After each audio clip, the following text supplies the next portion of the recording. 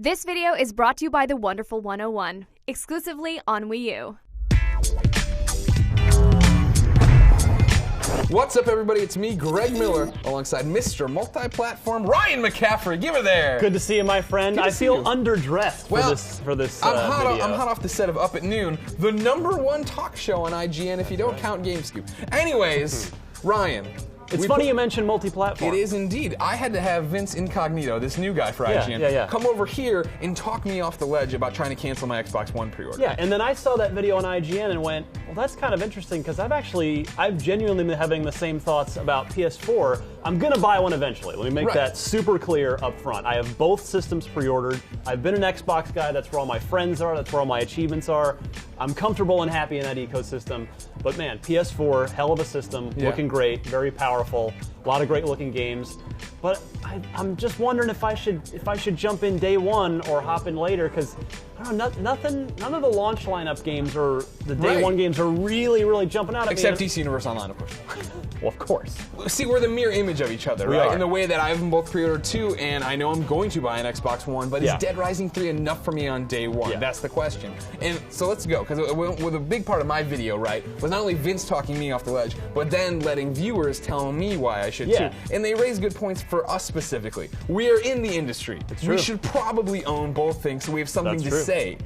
If only Steve would let us write off each one. I thought it was hilarious how many people in the comments were like, "Well, IGN pays for your systems, right?" No, no. Well, we need $1,000+ here each. Exactly. To make this stuff happen. But I feel better about doing it now. This is my big thing. You got to plan for it. Exactly. And even though I don't know how many games I'll be gaming on the Xbox One when I do it, I do want that experience to be able to talk to everybody about what's happening in it, what is the ecosystem. Exactly. PlayStation 4, I think you're in a good spot too, because we always talk about it comes down to exclusives, right? Yes. And so like for Xbox One, I'm talking Dead Rising 3 and Peggle 2. Right. Over on PlayStation 4, it gets a little bit more murky if you're not into the indie stuff. See, and that's the point I was just going to make. Was I saw a lot of cool indie stuff at the Gamescom press conference for Sony. In particular, the one that jumped out at me the most was Rime. That game, I love that developer. The game looks fantastic. And then they just went through all these indie exclusives, which I guess are also coming from PC to PC from their wording, which is the same thing as half the Xbox One games are also coming to PC, like Titanfall is coming to PC. But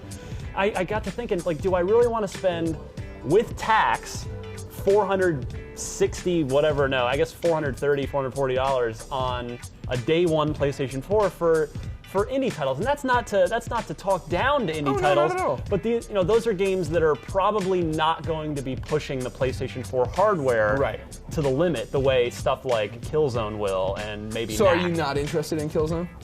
It's, I've tried it a bit here and there on PS3, and it's just never moved the needle for me. I don't dislike it, but I've never been interested enough to finish one of them and to really dive into one of them. Yeah, for me, Killzone 2 was the only one that ever hit, and I was like, this is awesome, and I played multiplayer nonstop for it. And then Killzone 3, I was like, no. But Shadowfall looks interesting, right, because it's different. It's not the brown palette. It's not back to Beyond Hell. And that might be why, that difference might be why I want to play this one. And you're a big multiplayer fan. Definitely. And that's one of the cool things with Killzone, right, is the fact that now Shadowfall has this whole thing of war zones, right, where it's done away with XP, and it's all about going through, making these custom battles and going out and playing them with your friends and seeing it. And then the game I'm probably most interested in, even though we haven't seen much of it, just conceptually, The Order. 1886 looks fantastic, but again, not a day one launch game. It's like Titanfall for me, right? Where it's like, I really want to play that game, that's why I'll buy the system, but when's it coming? I'm just not sure where I stand here, Greg. I mean, the system, as you pointed out in the Xbox One video, these things aren't going to drop in price anytime soon. Who knows about hardware availability? I've got a pre-order. Maybe I should just keep it, because then I'm not like, then if I want one in 2 months, but there are major shortages, which is exactly what happened with the Xbox 360. You couldn't find an Xbox 360, and the Wii too, back at the time as well, 2006.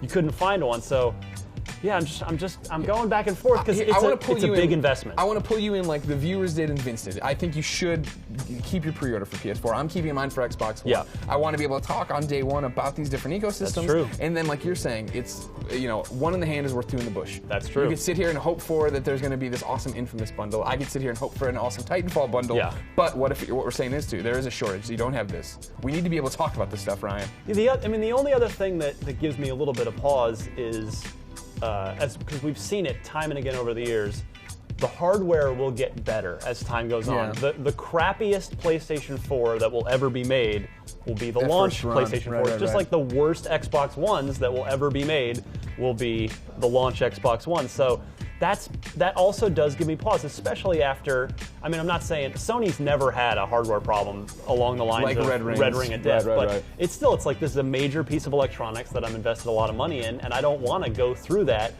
if I could just as soon buy one later that's maybe a later revision, even if it's the same amount of money, that's going to be a little more reliable for me. So it's tough. I want to keep the pre-order, but I'm still just wrestling in my head a little bit because it's between the two of them. You're looking at well over $1,000 bucks. Totally. I know. I'm in between tax. Luckily, and I don't games. care. I just waste my money. I make bad monetary decisions. That's why you're dressed so well. I know, clearly. right? These are my only clothes. Ladies and gentlemen, what do you think? Why should or why shouldn't Ryan keep his PlayStation 4 pre-order? You've heard my case. Let him know in the comments. Help me. Yeah, you want to keep it.